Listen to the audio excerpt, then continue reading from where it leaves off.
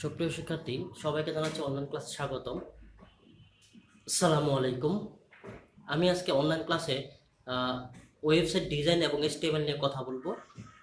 এই অধ্যায়ের গত দুটা ক্লাস হয়েছে, দুটা ক্লাসে থিওরি নিয়ে আলোচনা করা হয়েছে। আজকেও চেষ্টা করব থিওরিগুলো কমপ্লিট করতে, পাশাপাশি চেষ্টা করব HTML কোড শুরু করতে। তাহলে আমার আজকের টপিক চ্যাপ্টারটার নাম কি? ওয়েবসাইট ডিজাইন এবং HTML। আজকে যে পয়েন্টগুলো আমি পড়াবো, আপনাদেরকে দেখাবো, প্রথমটা হলো web browser, search engine, website কাঠামো। এই তিনটা, যদি পারি আরও কিছু বোনাস আপনাদেরকে দেব। ব্রাউজার ব্রাউজার সম্পর্কে আমি প্রথমে বলি। ব্রাউজার হলো এক ধরনের সফটওয়্যার বা অ্যাপস। আপনারা যে সফটওয়্যার বা অ্যাপসের মাধ্যমে সাধারণত ইন্টারনেটগুলো ব্রাউজ করেন, সেটাকে বলা হয় ব্রাউজার। যে সফটওয়্যার মাধ্যমে আপনারা ইন্টারনেট ব্রাউজ করেন, সেটাকে বলা হয় ব্রাউজার। তাহলে ব্রাউজারটা কি? যেটার মাধ্যমে আমরা ইন্টারনেট ব্রাউজ করি, সেটা হলো ব্রাউজার। অর্থাৎ ব্রাউজার, যেমন আপনাদের মোবাইলে, ম্যাক্সিমাম মোবাইলে অ্যান্ড্রয়েড যেহেতু মোবাইল, তাহলে গুগল ক্রোম ব্রাউজারটা বিল্ট ইন আছে। তাহলে গুগল ক্রোম একটি ব্রাউজার। তাহলে আমি প্রথমে ওয়েব ব্রাউজার নিয়ে কথা বলতেছি, যেহেতু ওয়েব ব্রাউজার প্রথম পয়েন্ট করছে। আমার প্রথম পয়েন্ট কি? Web browser.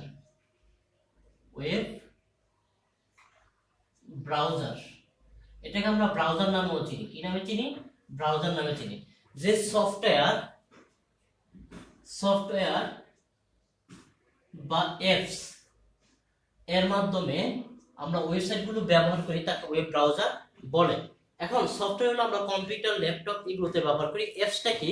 অ্যাপস মানে হলো অ্যাপ্লিকেশন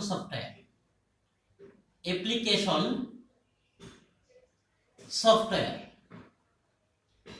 অর্থাৎ যে সফটওয়্যার বা অ্যাপসের মাধ্যমে ওয়েবসাইটগুলো ব্যবহার করি, তাকে ওয়েব ব্রাউজার বা ব্রাউজার বলে। আমি পৃথিবীতে সবচেয়ে বহুল ব্যবহৃত কিছু ব্রাউজার নাম লিখি। গুগল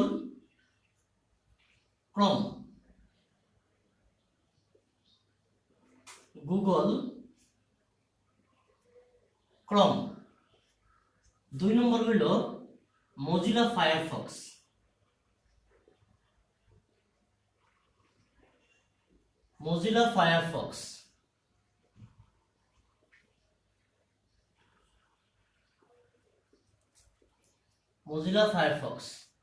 তিন নম্বর হইল ইন্টারনেট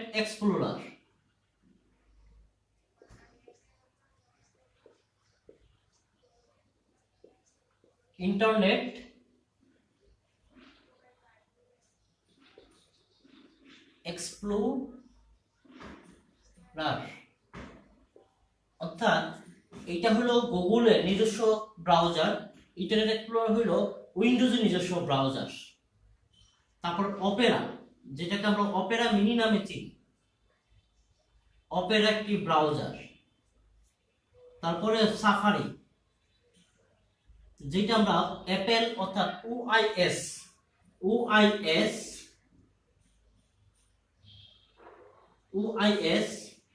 অর্থাৎ অপারেটিং সিস্টেম আমরা বেশি ব্যবহার করি, সাফারি।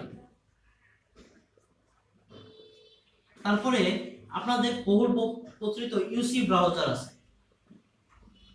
তাহলে এইগুলো আমাদের কি? ব্রাউজার। তাহলে আমাদের যখন পরীক্ষা আসবে, তখন আমরা চেষ্টা করব এই পাঁচটা নাম মনে রাখতে। তাহলে ব্রাউজারগুলো কি কি আমি এখানে দেখানোর চেষ্টা করলাম।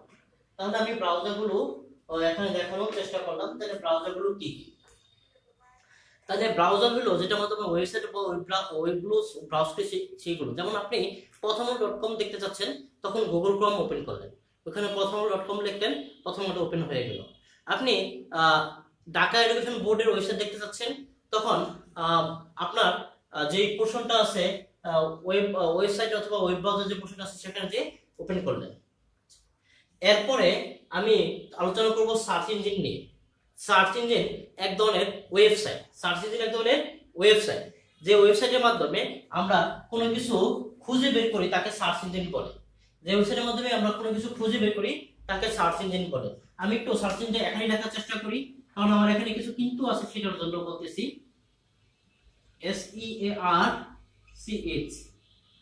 SEARCHEN engine. তাহলে সার্চ ইঞ্জিন কি? এক ধরনের ওয়েবসাইট। কি ওয়েবসাইট? এক ধরনের ওয়েবসাইট, যে ওয়েবসাইটের মাধ্যমে কোনো কিছু খুঁজে বের করি।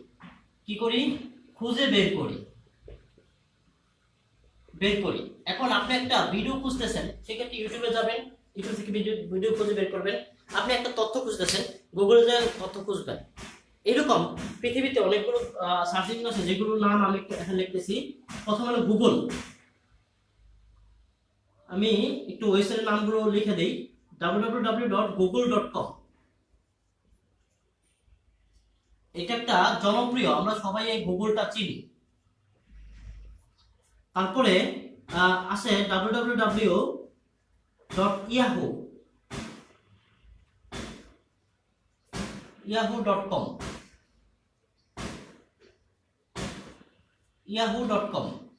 তারপর আছে www.bing.com।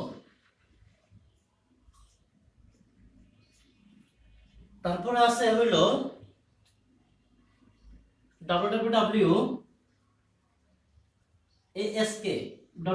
ask.com। তারপরে আছে বাংলাদেশের জনপ্রিয় সার্চ ইঞ্জিন হলো www.pipilika।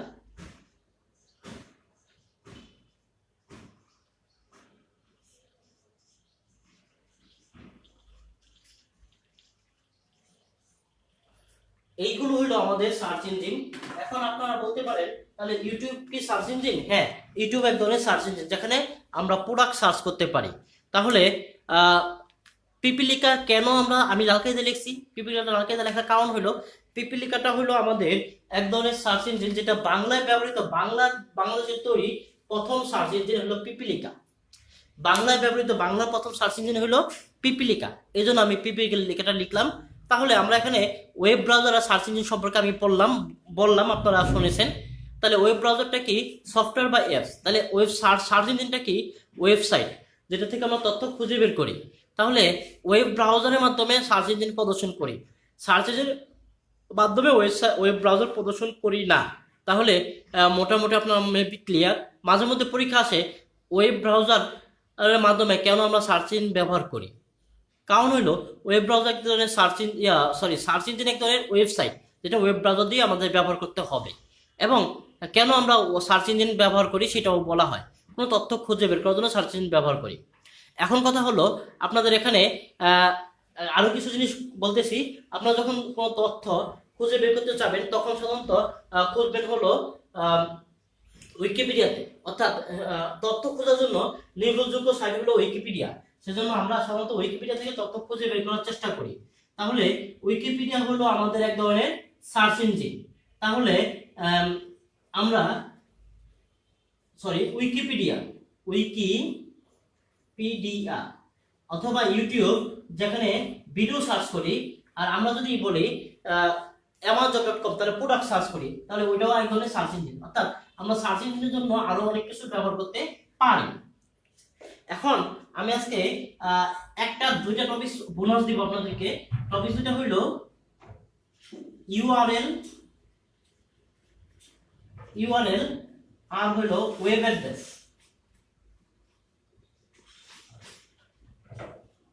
এই দুইটা একই, ইউআরএল এবং ওয়েব অ্যাড্রেস একই। তারপর আমি দুইটা আমি আপনাদেরকে দেখাবো। পরে ওয়েবসাইট কাঠামোতে যাব। আমি সাধারণত এটা দেখানোর পরে এখন যাচ্ছি কিসে? ইউআরএল এ।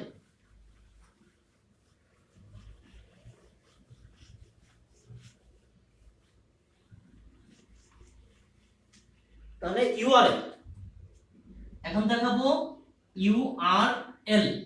ইউআরএল ফুল মিনিং হলো ইউনিফর্ম রিসোর্স লোকেটর।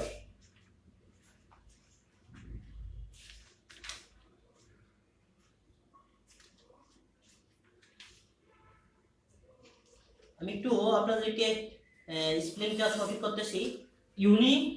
FORM বা ইউনিভার্সাল রিসোর্স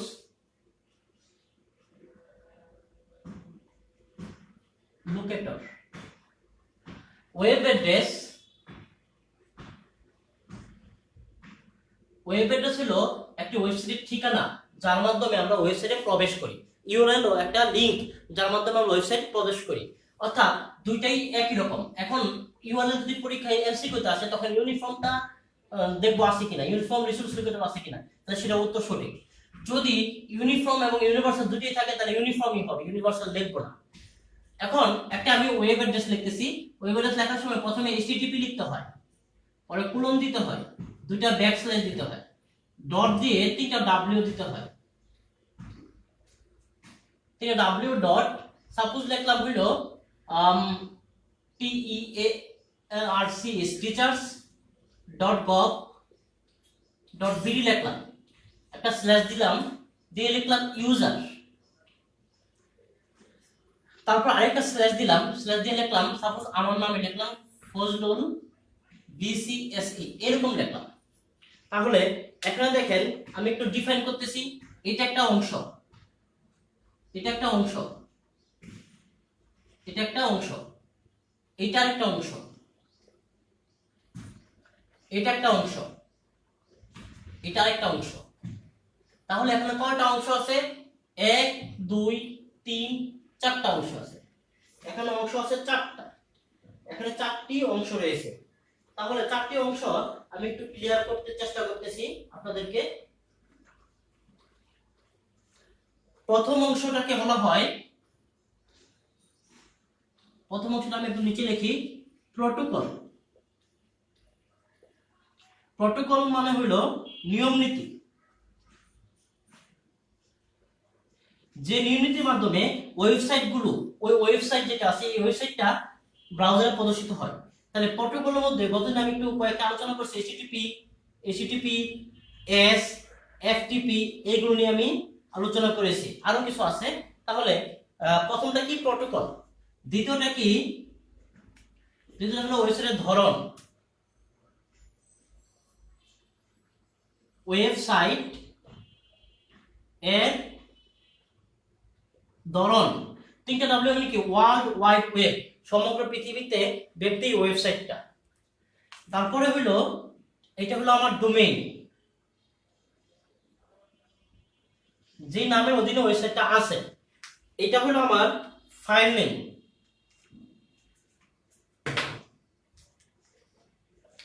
এটা আমার ফাইল নেম। এখানে কথা হলো যদি এই অংশটা থাকতো তাহলে ইউজার ফাইলে প্রবেশ করতাম, এরপর ইউজার ফাইলের ভিতরে ফজলুল BCSE ফাইলে প্রবেশ করলাম। তাহলে আমি দুইটা ফাইলে প্রবেশ করলাম, একটা ফাইলের ভিতরে একটা ফাইল। অর্থাৎ এখানে ফাইল নেম একাধিক হইতে পারে, একটা হইতে পারে। আর যদি কখনো ফাইল নেম না থাকে তখন আমরা এটা বুঝবো কি, এটা হোম অর্থাৎ মেইন পেজে আছে, হোম পেজে আছে অর্থাৎ কি পেজে আছে? মেইন পেজে আছে। তাহলে আমাদের ওয়েবসাইটে ফাইল নেম থাকতে পারে, নাও থাকতে পারে। তাহলে আমি এখানে চেষ্টা করলাম এটা বুঝাইতে। তাহলে ওয়েব অ্যাড্রেস এবং সাধারণত ইউআরএল নিয়ে আমি কথা বললাম। আশা করি ওয়েব অ্যাড্রেস এবং ইউআরএল আপনাদের বোধগম্য হয়েছে। এখন আমি চেষ্টা করব আপনাদেরকে বোঝানোর জন্য ওয়েব ব্রাউজারে ওয়েবসাইটের কাঠামো, ওয়েবসাইটের কাঠামো। আমি এটা মুছে দিচ্ছি।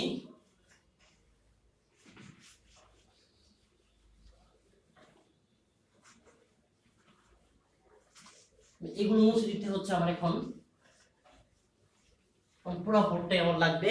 তাহলে আমার এখন টপিক ছিল ওয়েবসাইট কাঠামো।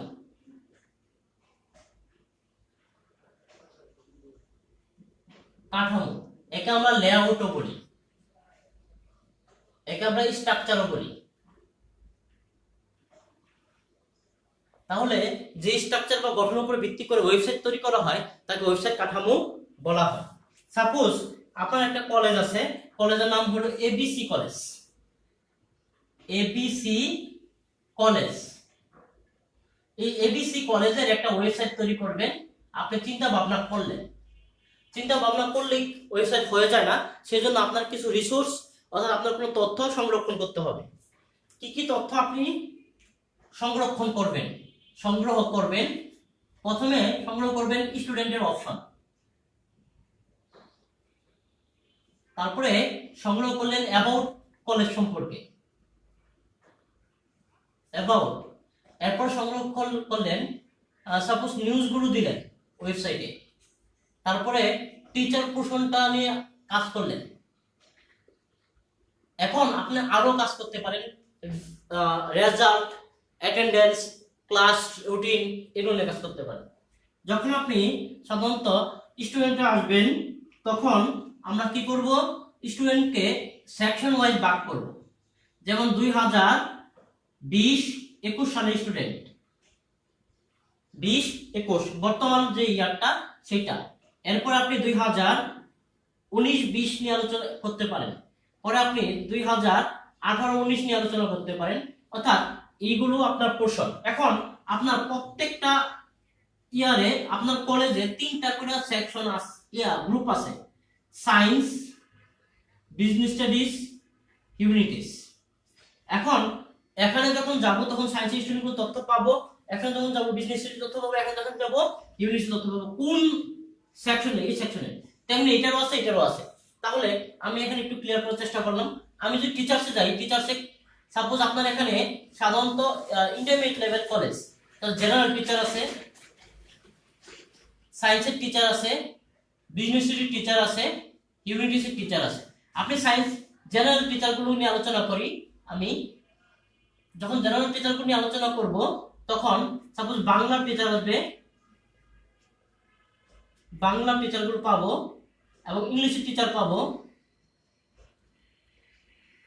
এবং আইসিটি টিচার পাবো।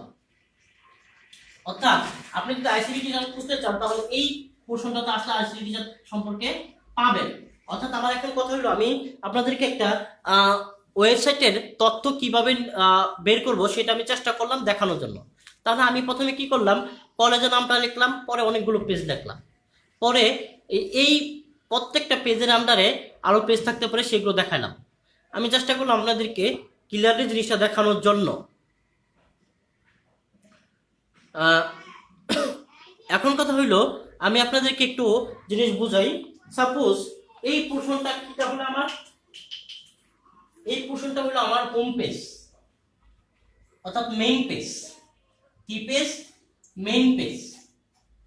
এই পোর্শনটা আমার কি তাহলে, এই পোর্শনটা আমার কি তাহলে মেইন সেকশন পেজ।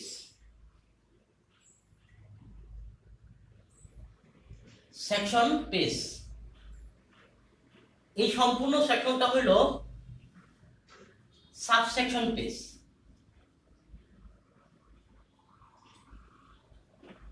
অর্থাৎ একটি ওয়েবসাইট 3টা পোর্শনের উপরে ভিত্তি করে তৈরি করা হয়।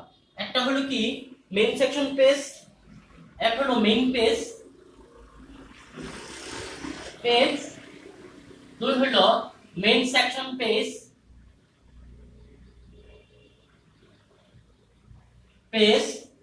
তিন হলো সাবসেকশন পেজ।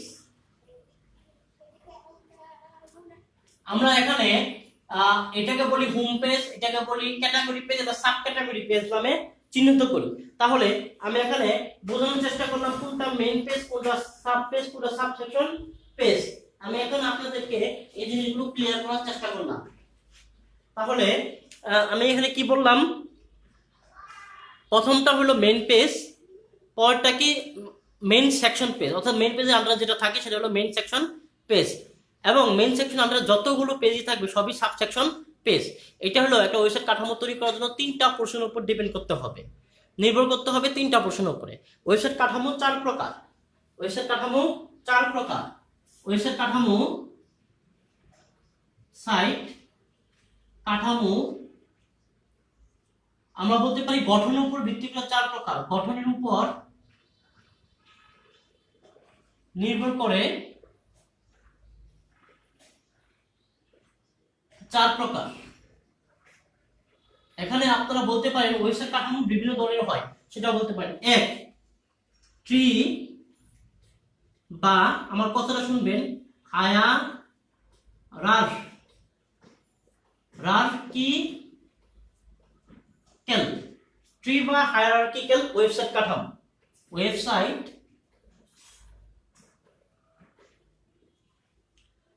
কাঠামো। তাহলে ট্রি বা হায়ারার্কিক্যাল ওয়েবসাইট কাঠামো দেখতে কেমন হবে? এখানে একটা মূল পেজে আন্ডারে দুইটা পেজ থাকলো, এই পেজের আন্ডারে তিনটা পেজ থাকলো, এই পেজের আন্ডারে দুইটা পেজ থাকলো, অর্থাৎ দেখতে ট্রির মতো হবে, দেখতে ট্রির মতো হবে। আবার এরকম হইতে পারে, এটা লেখা আছে মেইন পেজ, এটার আন্ডারে এভাবে দেওয়া হয়েছে পেজ 1, পেজ 2, পেজ 3, পেজ 4। তাহলে মূল এটা আমি যদি এটাকে এভাবে লিখি, এভাবে অঙ্কন করি, করে এভাবে দেই, তাহলে এর আন্ডারে চারটা হয়ে গেল। তাহলে এটা কি ট্রির মতো না? অর্থাৎ আমরা ট্রিটা মানে হায়ারার্কিক্যাল কাঠামোটা একটু ভিন্নভাবেও দেখাইতে পারি, আবার হায়ারার্কিক্যাল কাঠামোটা আমরা এইভাবে দেখাইতে পারি।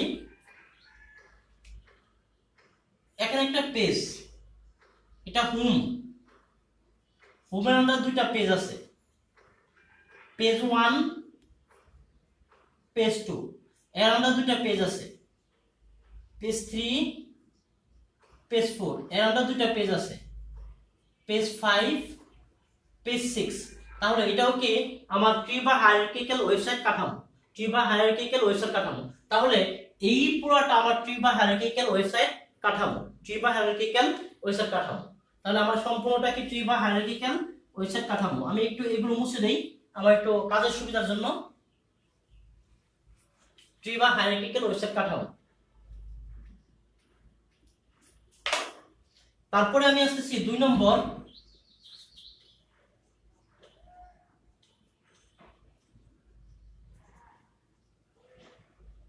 লিনিয়ার বা সিকোয়েন্সিয়াল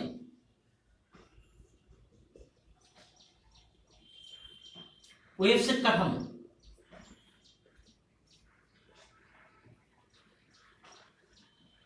এটা কেমন?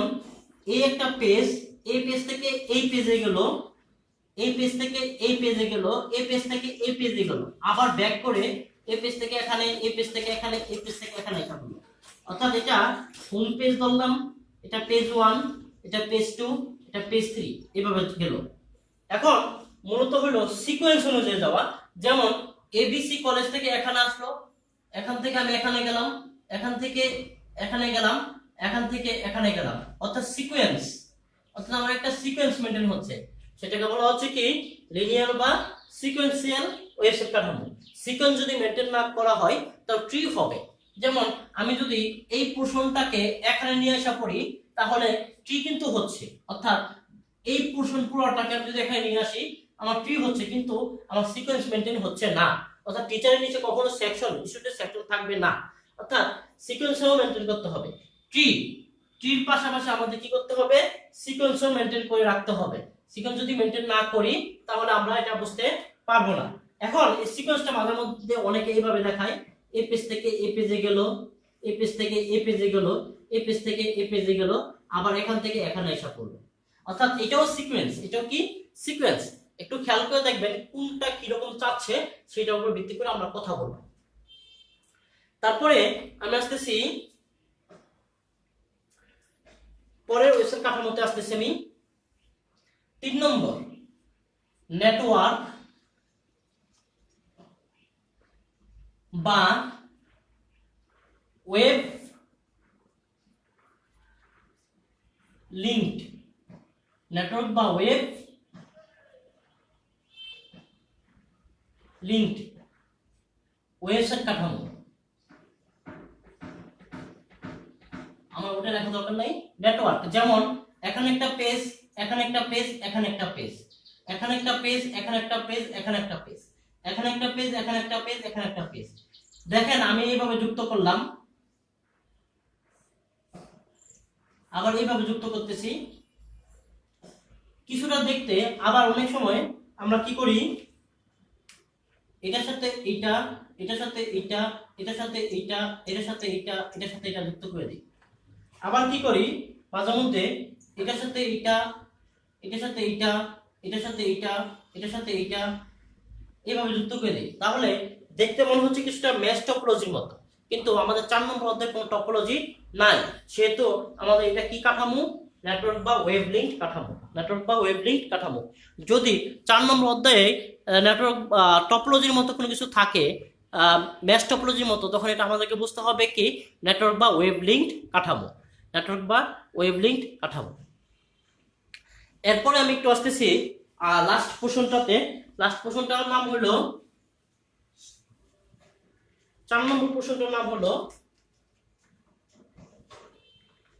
4 নম্বর পোর্শনটার নাম হলো কম্বিনেশনাল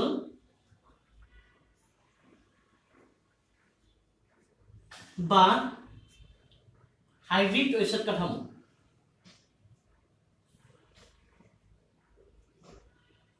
ওয়েবসাইট কাঠামো।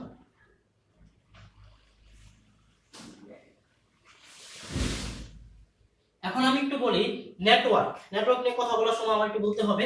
সাপোজ একজন স্টুডেন্ট এখান থেকে এই পেজ যেতে পারে, আবার এই স্টুডেন্টটা এই পেজ এই সার্ভের তথ্য দেখতে পারে, এখান থেকে সেই হিউম্যানিটিসে যেতে পারে, আবার হিউম্যানিটিস থেকে নিউজ যেতে পারে, নিউজ থেকে আবার মূল উপর যেতে পারে, এখান থেকে আবার এই সেকশনে কোন কোন স্টুডেন্ট আছে দেখতে পারে, এখান থেকে আবার ইংলিশ টিচারকে দেখতে পারে। অর্থাৎ একটা সাথে একটা যুক্ত থাকতেই হবে, এটাকে নেটওয়ার্ক বলা হয়। এখন কম্বিনেশন, আমি এখানে যে জিনিসটা তৈরি করছি সেটার উপর ভিত্তি করে আমি এখানে বলতেছি এখান থেকে স্টুডেন্ট এখানে দেখতে পারবে, এখান থেকে স্টুডেন্ট এখানে দেখতে পারবে। দেখেন আমি এখানে একটা অজগর অর্থাৎ সবার সাথে সবার যোগাযোগ তৈরি করছি এবং একটা ট্রি তৈরি করছি প্রথমে, পরে লিনিয়ার উপর ভিত্তি করে ট্রি বানাইছি এবং লাস্টে কি যোগাযোগ সূত্র তৈরি করছি। যেমন একটা ট্রি, এরকম একটা ট্রি বানাইলাম, সিম্পল একটা ট্রি বানাইলাম। এই ট্রি বানানোর পরে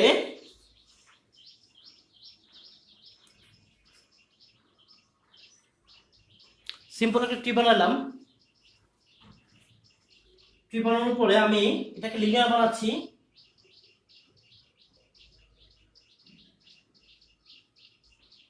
সব ট্রিতে তো লিনিয়ার হচ্ছে, আমি লালকে দিয়ে লিনিয়ার বানালাম। তো ট্রিও আছে লিনিয়ারও আছে। এখন আমি নেটওয়ার্ক বানাচ্ছি। আমি একটা নীলকে সবুজ কালার নিচে লিনিয়ার বানালাম, নেটওয়ার্ক বানাচ্ছি।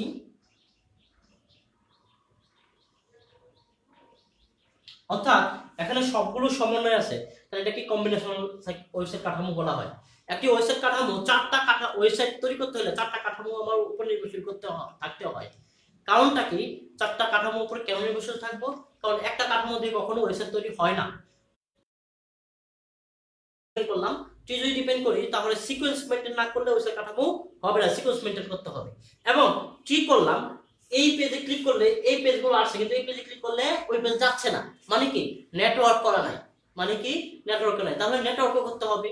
তাহলে এটাতে ক্লিক করার পরে এগুলো আসছে কিন্তু এগুলোতে নেটওয়ার্ক করা নাই, লিংক করা নাই, তাহলে কি এগুলো লিংক করতে হবে। মূলত হইলো আমার ট্রি, লিনিয়ার এবং নেটওয়ার্ক 3টা ওয়েবসাইট কাঠামোই লাগবে যে কোনো একটা ওয়েবসাইট তৈরি করতে। আপনারা যে এখনই দেখতে পারেন কোন ওয়েবসাইট ব্রাউজ করে আপনাদের সবগুলো ওয়েবসাইটই, আপনারা যে ওয়েবসাইটগুলো দেখবেন সবগুলো ওয়েবসাইটই নেটওয়ার্ক ওয়েবসাইট কাঠামো। সাপোজ আপনি ফেসবুকে প্রবেশ করলেন, করার পরে ওটার ভিতরে প্রবেশ করার পরে আপনার প্রোফাইলে গেলেন, প্রোফাইলে একটা কমেন্ট করছে, ওটাতে গেলেন, তারপরে আপনি কমেন্ট করলেন, করার পরে ওর প্রোফাইলটা দেখতে চাচ্ছেন, ওর নামের উপরে ক্লিক করলেন, ওইটা চলে গেল, আবার ওর কিছু পয়েন্টে কমেন্ট করলেন, করার পরে আপনি আবার আপনার পেজ আসতে চাচ্ছেন, উপরে ফেসবুক নামক যে চিহ্নটা আছে, বাটনটা আছে, সেটা ক্লিক করলেন, আবার আপনার পেজে এসে পড়লো, নিউজ ফিডে এসে পড়লো। অর্থাৎ আমরা এইভাবে পর্যায়ক্রমে নিজের কাছে আসতে পারি, অন্যদিকে যেতে পারি, যে কোনো দিকে খুশি যেতে পারছি। অর্থাৎ এটা কেন সম্ভব হয়েছে? নেটওয়ার্ক করার জন্যই সম্ভব হয়েছে। অর্থাৎ ওয়েবসাইট কাঠামো 3টাই হলো আমাদের মূল কাঠামো, যার উপর ভিত্তি করে আমরা সকল কাজগুলো করি। সো ওয়েবসাইট কাঠামো আমাদের ভালোভাবে শিখতে হবে, কারণ কি ওয়েবসাইট কাঠামো আপনাদের এই চ্যাপ্টারের থিওরিটিক্যাল টপিকসের ভিতরে সবচেয়ে বেশি বোর্ড পরীক্ষা আসে ওয়েবসাইট কাঠামো। সো ওয়েবসাইট কাঠামো আমরা কোনোভাবেই মিস করতে পারবো না, এটা কোনোভাবেই সম্ভব না। যদি কোনো কারণে আপনারা মিস করেন তাহলে আপনারা ওয়েবসাইট কাঠামোর যে মার্কটা আছে, অর্থাৎ যেই প্রশ্নটা আছে সেটা থেকে আপনারা বঞ্চিত হয়ে যাবেন। অর্থাৎ ওয়েবসাইট কাঠামো আপনাকে যেইভাবে হোক শিখতে হবে এবং ভালোভাবে শিখতে হবে। যদি ভালোভাবে না শিখতে পারেন তাহলে মনে করে রাখবেন আপনি এই ট্র্যাক থেকে সরে গেছেন, অর্থাৎ এই পোর্শনটা আপনার থেকে সরে গিয়েছে। তাহলে আমি আজকে যে পয়েন্টগুলো নিয়ে আলোচনা করলাম সেটা আমি একটু আবার রিপিট করতেছি।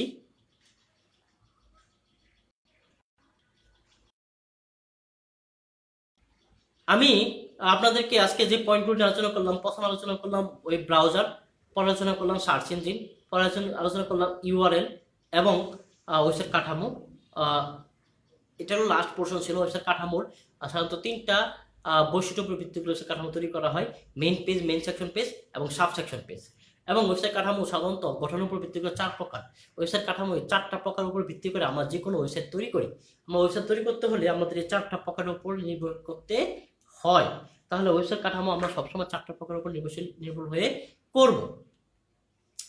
এখন আমি যেহেতু অনলাইনে ক্লাসে আছি, আমি আজকে থিওরি কিছু দেখালাম। এই চ্যাপ্টারে আরো কিছু থিওরি আছে যেগুলো HTML এর সাথে রিলেটেড। সামনের দিন থেকে এটা শুরু করব এবং HTML আমি দেখাবো, চেষ্টা করব কম্পিউটারে দেখানোর জন্য, কম্পিউটারে স্ক্রিন শেয়ার করে কাজগুলো দেখানোর জন্য। এখন কথা হলো, আমি এইভাবে ক্লাস নিচ্ছি, চেষ্টা করব আপনাদেরকে অন্য কোনো মাধ্যম দিয়ে, অর্থাৎ স্ক্রিন শেয়ার করা যায় যেসব মাধ্যমে, সেগুলোতে ক্লাস নেওয়ার জন্য ওয়েবসাইট যখন HTML পড়াবো। এটা তাহলে আপনাদের প্র্যাকটিক্যালি আপনাদের জন্য উপকার হবে, আপনারা উপকৃত হবেন। এখন কথা হলো, গত কয়েকদিন যে জিনিসগুলো পড়াইলাম, আজকে যেটা পড়াইলাম সেটার উপরে কোনো কোশ্চেন থাকলে কোশ্চেন করতে পারেন, আমি আপনাদেরকে কোশ্চেন উত্তর দেব। একজন আমাকে সালাম দিয়েছেন অনেকক্ষণ আগে, আমিও সবাইকে সালাম দিয়ে ক্লাস শুরু করেছি। আপনাকে আসসালামু আলাইকুম। আমিও আপনার সালাম উত্তর দিলাম, ওয়ালাইকুম আসসালাম। আশা করি আপনি ভালো আছেন, এই জন্যই ক্লাসে অ্যাটেন্ড করছেন। আরেকজন আমাকে এখানে একটা কমেন্ট করলেন,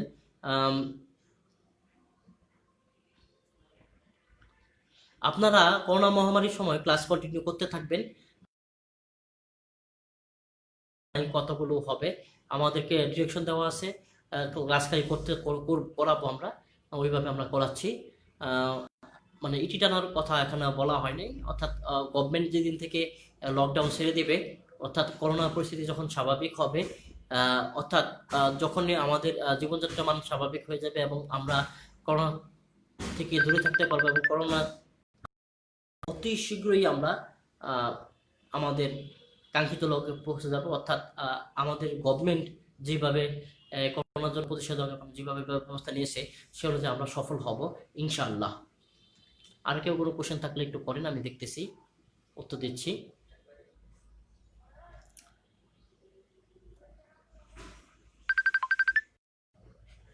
আমি এখানে দেখতেছি ওইরকম কোনো কোশ্চেন হচ্ছে না। আমি প্রতিদিনই আপনাদের কোশ্চেনের সেশনের জন্য কিছু সময় রাখি এবং কিছু সময় বরাদ্দ রাখি, 10 মিনিট, 5 মিনিট, 15 মিনিট এরকম। আজকেও আপনাদের জন্য 10 মিনিট থেকে 15 মিনিট একটা সময় বরাদ্দ ছিল। 3 মিনিটে সাধারণত সালাম এবং আরো কয়টা ক্লাস হবে, কিভাবে ক্লাস হবে সেটা নিয়ে কথা বলা হয়েছে। এছাড়া কোনো কিছু আমি পাচ্ছি না আর।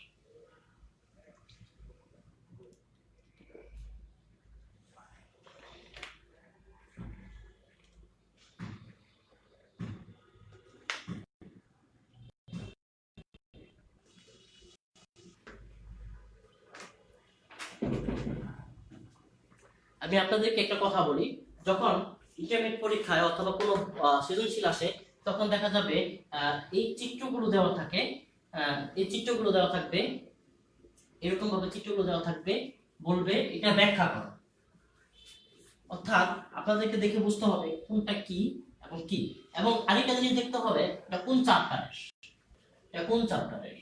অর্থাৎ আপনি যখন এটা দেখবেন তখন আপনি বলতে পারেন স্ট্যাটিস্টিক্স অথবা ট্রি টপোলজি, কিন্তু অ্যাকচুয়ালি 4 নম্বর অধ্যায় ছিল, এটা কিন্তু ট্রি টপোলজি না, স্ট্যাটিস্টিক্স না, এটা কি ট্রি বা হায়ারার্কিক্যাল কাঠামো। যখন দেখবেন আছে তখন এটা আপনারা বলবেন কি এটা মেশ টপোলজি অথবা হাইব্রিড টপোলজি। কেন? অনেকগুলো মানে টপোলজি একসাথে যুক্ত হয়েছে, কিন্তু অ্যাকচুয়ালি কিন্তু হাইব্রিড টপোলজি না, এটা কি কম্বিনেশনাল বা হাইব্রিড ওয়েবসাইট কাঠামো। এটা আমরা সহজে বুঝতে পারি, লিনিয়ার বা সিকোয়েন্স অন্য কোনো চ্যাপ্টারের সাথে কনফ্লিক্ট হয় না।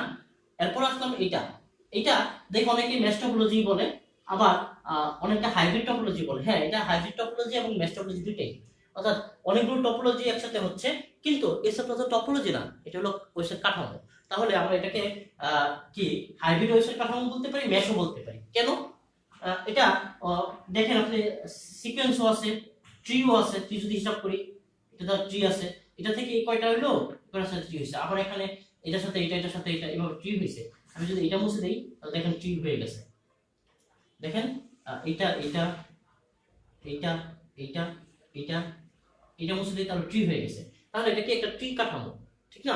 এখন কথা হলো এইটা মুছতে হবে আমার, এখানে এটা কানেকশন থাকবে, তাহলে এটা একটা ট্রি কাঠামো।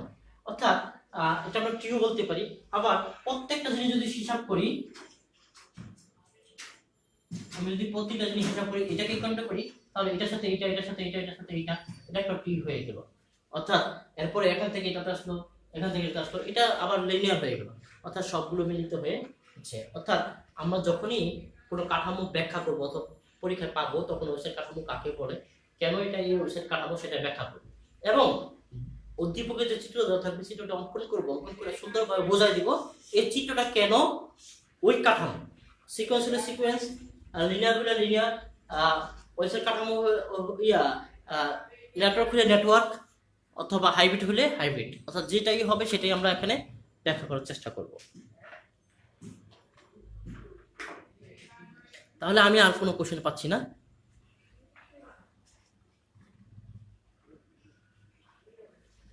আমি আরেকটু কোশ্চেনের জন্য ওয়েট করতেছি।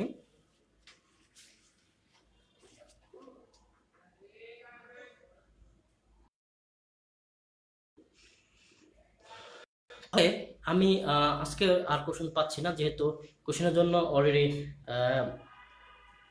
8 মিনিট ওভার হয়ে গেছে। আপনারা এখনো ওইভাবে কোশ্চেন 8 মিনিট না, টোটালি হলো 10 মিনিটের মতো ওভার হয়ে গেছে। সো আজকে তাহলে আমি এতটুকুই রাখলাম। আশা করি সবাই ভালো থাকবেন এবং আমার জন্য দোয়া করবেন। পরবর্তী অনলাইন ক্লাসে যেহেতু নিতে পারি এবং সুস্থভাবে আপনাদের ক্লাসগুলো সম্পন্ন করতে পারি এবং আপনাদেরকে কিছু শিক্ষা দিতে পারি, যেটা দ্বারা আপনারা উপকৃত হবেন। অর্থাৎ আজকে ক্লাস এতটুকুই। সবাইকে আসসালামু আলাইকুম। সবাইকে আজকে দশমী, যারা সনাতন ধর্মে তার দশমী সঠিকভাবে উদযাপন করেন, সেটা যেন দোয়া করি এবং আপনারা সবাই যেন ভালো থাকেন, সেটা বলে আজকের মতো এখানে ক্লাস শেষ করলাম। আল্লাহ হাফেজ, আসসালামু আলাইকুম।